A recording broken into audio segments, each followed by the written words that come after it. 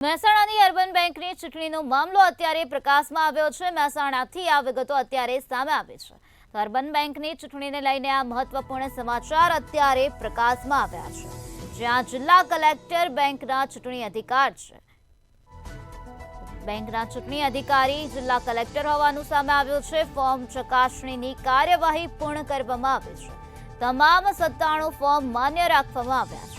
Form બાબતે વાંધા ફગાવી લાવવામાં આવ્યા છે, ત્યારે હવે 4 સપ્ટેમ્બરના રોજ ચિત્ર સ્પષ્ટ થશે। ફોર્મ બાબતે રજૂ થયેલા વાંધા આગ્રહ તો ફોર્મ બાબતે 15 જેટલા વાંધા રજૂ કરવામાં આવ્યા હતા। અર્બન બેંકમાં કુલ 1.9 લાખ સભાસદ છે। રાજ્યની બીજા ક્રમની સહકારી બેંક છે, ત્યારે મહેસાણાના MLA મુકેશ પટેલે પણ ઉમેદવારી ફોર્મ ભર્યું છે।